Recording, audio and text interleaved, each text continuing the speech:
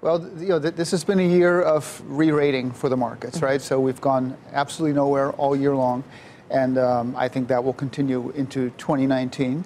The bad news is, the Fed is, well, it's not bad news, but the Fed is raising rates towards what it perceives to be neutral, which is probably around 3%. So we have some more wood to chop there. Earnings growth is now starting to slow. It's had a very, very big run up, of course, after the taxes. Q3 was at 25.7% growth, but the earnings estimates for calendar 2019 are now steadily coming down. The good news is that the valuation reflects all that. So where the PE last week was trading at a 15.2 multiple on next year's earnings. So we're in this re-rating where the market is just trying to digest the new reality of higher rates and a peak in earnings growth. But I think investors are getting fairly compensated for that with a lower multiple.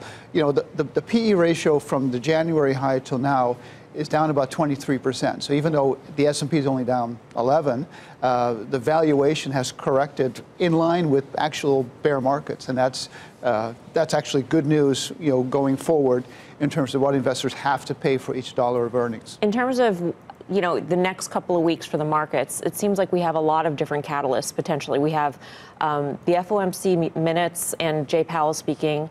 Next week, we've got G20, so we can get some sort of movement on China. We've got the Fed meeting, so we'll get that with a statement afterwards.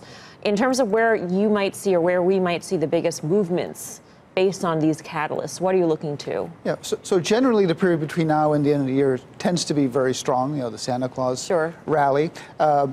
A rate hike in December is completely baked into the cake.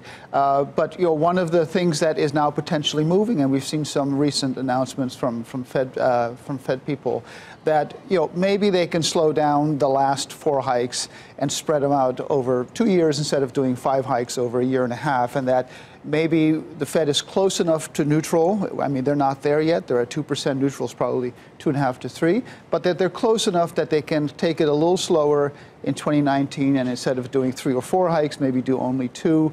I would say that's the biggest thing to watch for.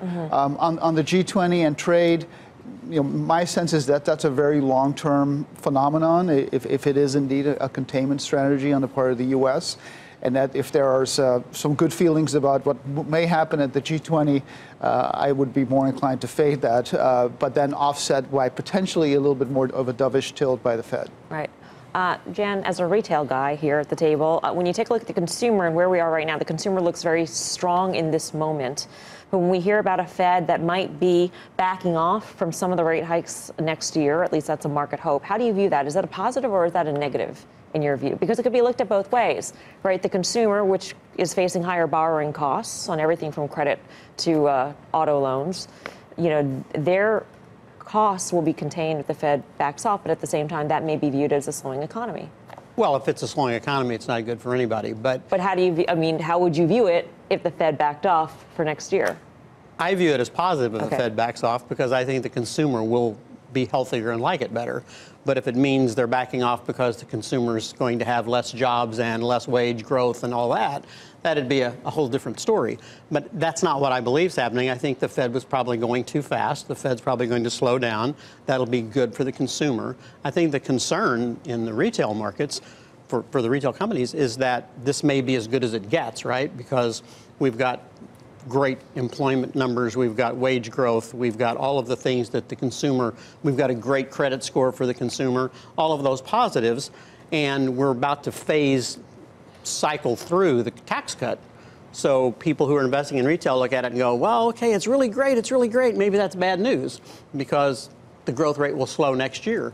I think the growth rate probably will slow for the consumer next year, but they're not going to slow in the fourth quarter.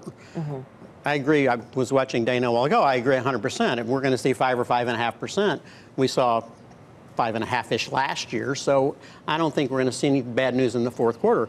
I actually don't think we will in 1 or 2 either, because I think we're going to see strong growth in Q1 and Q2, because I think tax refunds for the middle of the economy are going to be fabulous, because nobody changed their withholding and they're just going to get a lot more money than they normally do, and they're going to spend it when they do. So unless some exogenous event happens or we see something change with employment, I think the consumer is going to be good for the next 3 quarters.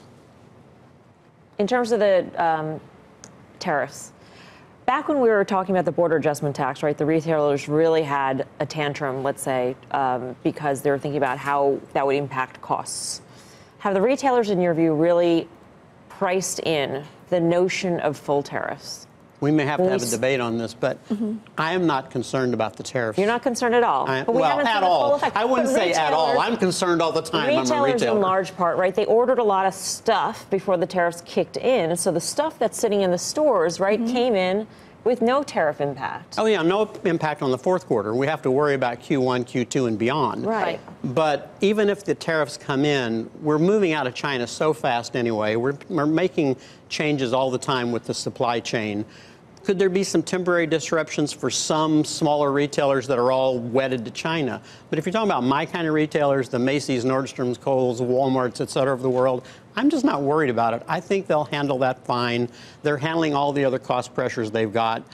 I just don't think it's that big a deal. But when I think about the third quarter, I think the third quarter could have been the high water mark that's being reported now. Had a good third quarter. We're going to have a good fourth quarter also. There's nothing to say that this holiday season will be derailed. I think lapping next year could have been the high water mark that we just got.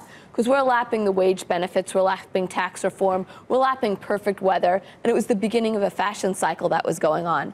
I think the tariff environment is retailers are bringing in goods early. They're bringing in goods early so that they're prepared. So I think inventory levels are going to be much more of a focus going into 2019 than they were in 18. Some of them are. But then how do you capture the fashion piece of it? Well, some of them, it's just basics that they're bringing in. The fashion piece you need to bring in as it's happening. But we've had, I mean, some of the bottoms that you've had out there, it's working. The theme of holiday for 2018, smart and cozy. That's basically the theme. Smart home, cozy wear. But I agree with you. I think it adds risk when they bring stuff in early. But I don't think the risk is big enough that I'm going to get freaked out about that either. So I'm with you, though. I think that we will have a tough time in Q3 and Q4 of 2019 looking as good as we did this time because all of those good news things will have rolled through. I still think we could have a strong retail environment, but we can't have the growth we had the last 2 years.